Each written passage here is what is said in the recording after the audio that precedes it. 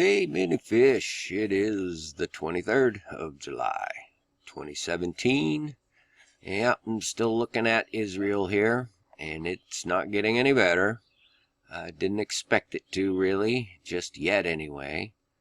But, yeah, a bunch of stuff. They've deployed thousands of more troops around. They're putting up all kinds of cameras around. And I saw this article this morning. And this kid was killed yesterday during the protests. And they talked to the father down here. Here he is. And the uncle said it's worth for Muhammad to be a martyr. We should all be martyrs as long as Aqsa is besieged. So they are calling this besieged. They're not going to move from the gate. Okay? Why do I bring up besieged? Because that's what happened to the temple both times before it was destroyed. The temple is being besieged. Plain and simple. I mean, the language is there, everything's there. And we now have what is referred to as the Peace Quartet are putting their 2 cents in. So they are now officially involved. And that is Russia, the United States, the EU, and the UN. So this is not going away soon. And at the same time, we have Erdogan there from Turkey, which is probably one of the most powerful nations in the region. He's running around as we speak, talking to Saudi Arabia, Kuwait, Qatar. They want to try and ease these tensions about Qatar being cut off because of supporting terrorism, which is just on its face a laughingstock. That's a joke. That's all staged, another thing staged to get them looking like they're fighting. And now they're all going to get together and they're all going to be buddy-buddy while all this stuff is going on at Jerusalem. You see what I'm saying? I think they're going to take down these metal detectors. And you're going to see something happen in the Temple Mount itself within this next week to 10 days. That's just my understanding. And I came across this article, which got me going on this kind of direction, which was just bizarre, man. But this article, it's from yesterday. Rory Mulholland, in Paris. Hundreds of sheep killed after bear chases them over a cliff. That's not weird, right? But it's like 209 sheep were found dead. And they said it's because bears were chasing them. But the rest of the flock fled to the mountains. You see what I'm getting at?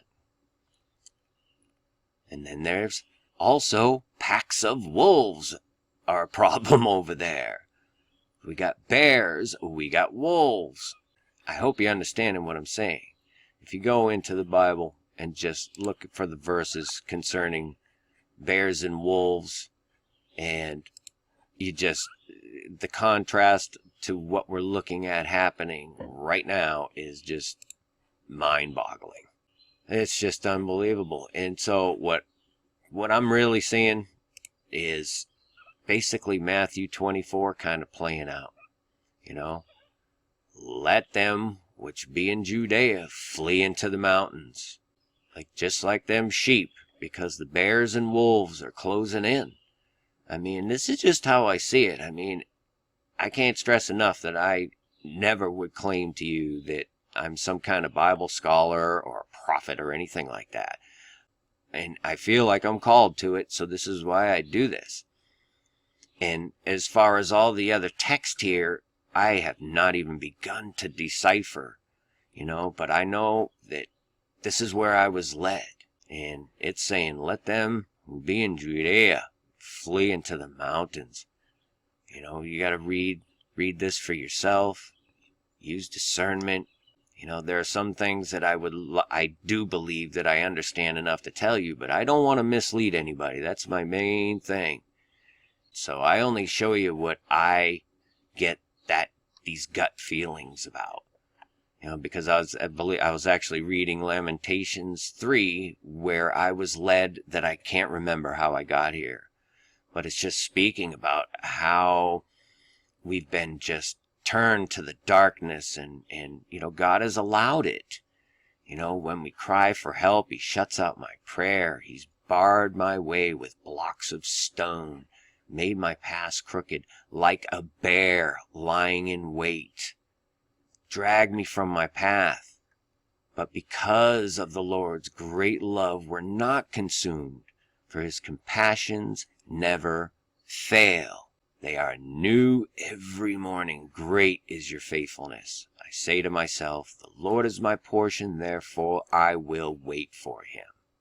If you're in the midst of these things, flee to the mountains. I guess spiritually first and foremost, get close to God, get close to Jesus. And I would be remiss if I didn't remind you once more that this instance on the Temple Mount was exactly 6 years, 6 months, 6 days from Tisha B'Av. Just saying. Peace and grace to you, many fish. Finally, my brethren, be strong in the Lord, and in the power of his might. Put on the whole armor of God, that ye may be able to stand against the wiles of the devil. For we wrestle not against flesh and blood, but against principalities, against powers, against the rulers of the darkness of this world, against spiritual wickedness in high places. Wherefore take unto you the whole armor of God,